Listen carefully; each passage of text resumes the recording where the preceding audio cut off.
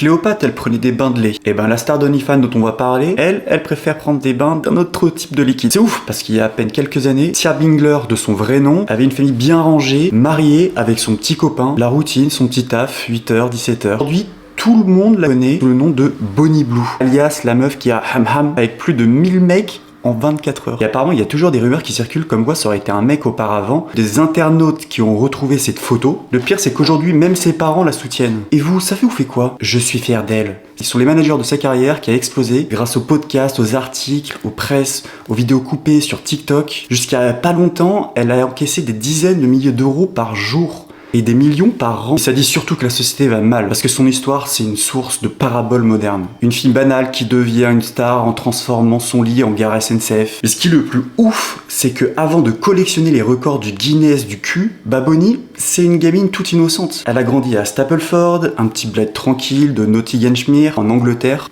Enfance banale, famille stable, pas de traumatisme, rien, mais alors absolument rien n'annonçait qu'un jour, elle allait faire carrière en créant le plus gros embouteillage masculin de l'histoire dans sa... En fait, Bonnie, elle a coché toutes les cases de la vie parfaite bien avant tout le monde. À 15 ans, elle rencontre son futur mari, un petit prince de rugby dans une école privée du coin. Ils se marient super vite. C'est le couple modèle façon brochure immobilière. Ils se font offrir une belle maison par ses beaux-parents. Futur tout tracé, photo parfaite. Sauf que voilà, Bonnie, quand elle regarde ce futur, ce qu'elle voit, c'est un cauchemar. C'est beaucoup trop plan-plan pour elle, beaucoup trop dimanche chez Ikea, parce qu'au fond d'elle, elle sentit que cette vie de stabilité...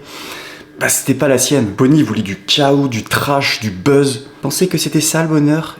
Et pour beaucoup de gens, c'est vrai. Mais pour moi, clairement, non. On avait déménagé, acheté une maison.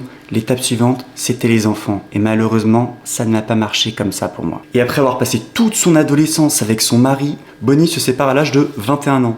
Là, elle fait tout ce qu'un Européen paumé fait quand il veut changer de vie. Il déménage en Australie. Là-bas, elle finit par bosser RH. Bref, le destin classique de la girl britannique de 21 ans. Soleil, visa. Et c'est à ce moment-là que sa vie prend un virage chelou. Même avec sa nouvelle liberté, Bonnie s'ennuie. Tout ce que je pensais, c'était j'ai fini l'école, j'ai fait un apprentissage, un recrutement, et maintenant, je vais faire du recrutement toute ma vie. C'est ça le maximum? Non, il y a 1 million d'autres boulots. Ouais, mais pour moi, c'était la routine. Alors elle se retrouve face à un dilemme. Se taper des open space et une vie ennuyeuse, mais stable, ou bien se lancer, devenir célèbre, exploser tout Internet.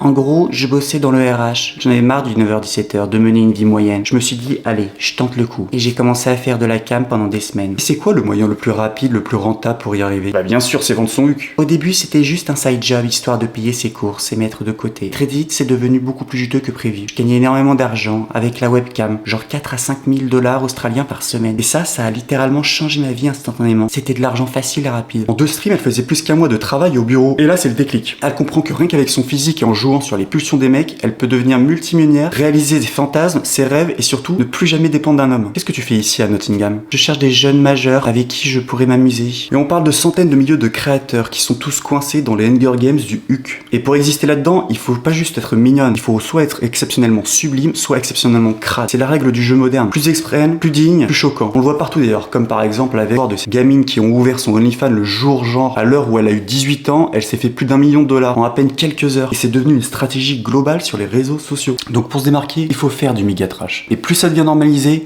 plus les gens se disent vas-y, je me lance aussi. Et OnlyFans, c'est juste le symptôme de tout ce bordel. Sur papier, c'est l'offre la plus tentante du monde. Tu bosses à peine 2 heures, tu t'inscris en 5 minutes, bam, jackpot. Mais les conséquences, elles peuvent durer toute une vie. Parce que oui, c'est cool de faire du cash pendant 2 ou 3 ans, mais le jour où tu veux arrêter, où tu veux trouver un taf classique, où tu vas avoir un mec sérieux, des gosses par exemple, ou juste le respect de ta grand-mère, ça risque de coincer. Puis le jour où vous assumez plus et que par exemple, voir vos photos sur internet, ça vous rend hyper mal, sans les sociétés d'avant, ce genre de carrière, ça te condamnait à vie. Et aujourd'hui, quand tu vois des meufs qui font des millions en faisant ce genre de métier, ça devient limite un buffet à volonté. T'as envie de tenter, et une fois que t'as commencé, bonne chance pour décrocher. Beaucoup de jeunes filles aujourd'hui, quand elles voient ça, ça leur donne un espoir de carrière. Et là, on arrive au grand final, le truc qui lui avait valu carrément son bannissement de la plateforme. Une idée encore plus tarée que lorsqu'elle voulait ken dans l'espace. Elle avait lancé un message style Elon Musk, envoie-moi là-haut, que je balance tous les fluides corporels en apesanteur. Mais non, son projet le plus flippant, c'était son fameux Blue Petting Zoo. L'idée, elle s'enferme dans une boîte en verre, ouverte au public, et n'importe qui peut entrer pour faire ce qu'il veut avec elle. Évidemment, OnlyFans l'a banni. Officiellement, c'était pour cascade publique interdite. En vrai, ils ont encaissé son fric pendant des années sans rien dire, mais là, là, elle était devenue plus gênante que rentable. Trop de buzz, trop d'attention, trop de problèmes. Ce délire du zoo humain, ça rappelle forcément Marina Abramovic et sa perf où le public pouvait tout lui faire. Sauf que là, on ne parle pas de critique d'art, mais du public de Bonnie Blue en plein Londres. Et là, c'est plus une expo, c'est un film d'horreur garanti. Donc heureusement que ça a été stoppé net. Et en prime, elle se vend comme la PDG du féminisme, avec ses discours en mode start-up wow, on rend le porno safe, on redonne le pouvoir aux femmes. Mais faut pas se tromper, Bonnie c'est pas la seule méchante de l'histoire. Elle a juste coché toutes les cases du buzz extrême, trash, scandale. Les vrais gagnants, c'est pas elle avec ses millions. Les vrais jackpots, c'est les plateformes qui ramassent des milliards tout en restant dans l'ombre. Pendant que elle, elle se prend toute la faute du public. En vrai, bullshit marketing. Le vrai business model, c'est simple, transformer le corps humain en marchandise. Ce qui est encore plus vicieux, c'est que les stars elles-mêmes servent de pub vivante. Moi, je fais 1 million par mois, moi 5 millions. Ça vend du rêve, ça donne envie à des milliers de filles de se lancer. Sauf que 99% d'entre elles vont rien toucher, ruiner leur vie